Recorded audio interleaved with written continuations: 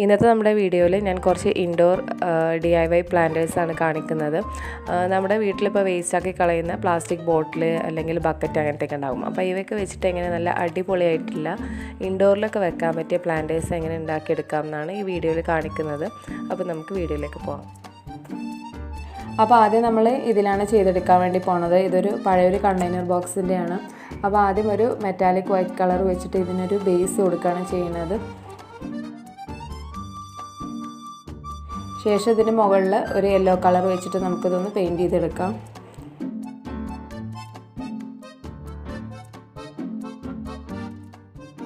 ഇനി ചാക്കുനൂല് കൊണ്ട് ഇതുപോലെ ഒന്ന് റൗണ്ട് ചെയ്തെടുത്തതിന് ശേഷം ഫെവിക്കോൾ വെച്ചിട്ട് നമ്മൾ ഇതിൽ ഒട്ടിച്ചു കൊടുക്കുകയാണ് ചെയ്യുന്നത്.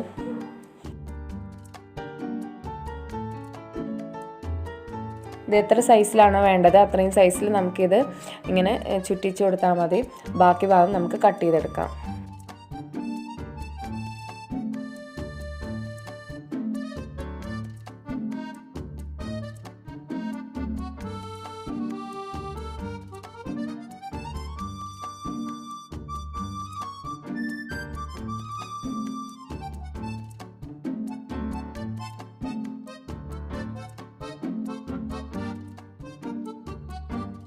ഇനി ഇതിൻ്റെ സെൻറ്ററിലായിട്ട് ഒട്ടിച്ചു കൊടുക്കുന്നത് സീഡിൻ്റെ പീസ് കട്ട് ചെയ്തതാണ്.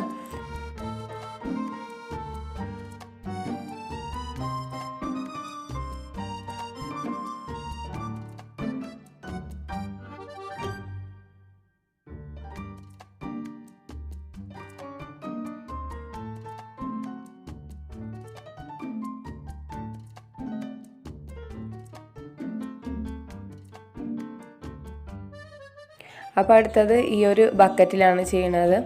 അപ്പോൾ ഇത് കയർ വെച്ച് ചുറ്റിച്ചെടുക്കുകയാണ്. അപ്പോൾ ഇടയ്ക്കിടയ്ക്ക് ഫെവിക്കോൾ അപ്ലൈ ചെയ്തിട്ട് ഇങ്ങനെ ചുറ്റിച്ചെടുത്താൽ മതി.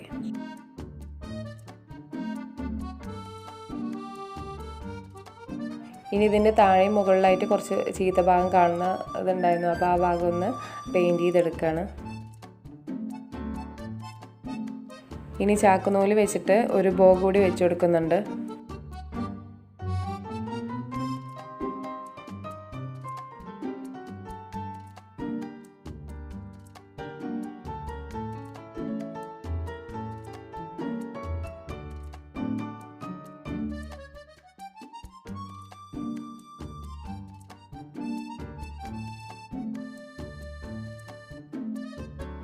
ഇനി അടുത്തത് ഒരു പെയിൻറ്റിൻ്റെ കപ്പാണ് എടുത്തിട്ടുള്ളത്. ഇത് നമ്മൾ നേരത്തെ കയറ് ചുറ്റിയ പോലെ ഇവിടെ ചാക്കുനൂലാണ് ചുറ്റി കൊടുക്കുന്നത്.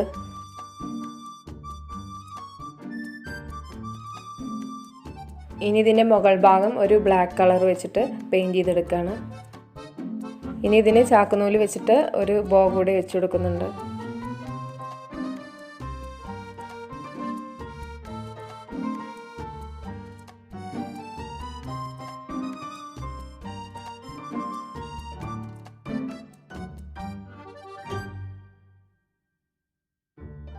ഇനി അടുത്തതും പെയിൻറ്റിൻ്റെ കപ്പ് തന്നെയാണ് എടുത്തിട്ടുള്ളത്.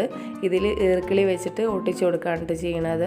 അപ്പോൾ നമ്മൾ ഒട്ടിച്ചു കൊടുക്കേണ്ട ഭാഗത്തിൻ്റെ വലുപ്പത്തിനനുസരിച്ച് നമുക്ക് ഈർക്കിളി കട്ട് ചെയ്തിട്ട് അതിൽ ഒട്ടിച്ചു കൊടുത്താൽ മതി.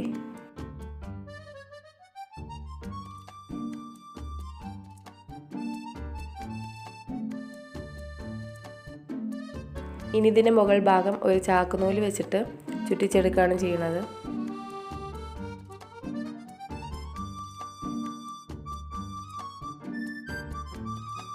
ഇനി ഈർക്കിളി ഭാഗം ഒന്ന് വാർണിഷ് ചെയ്തെടുക്കുന്നുണ്ട്.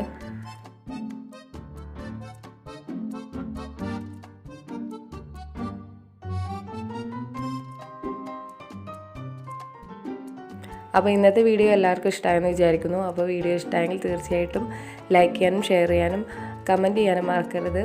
അപ്പോൾ ഇനി വീണ്ടും നല്ലൊരു വീഡിയോ ആയിട്ട് വരാം. ബൈ.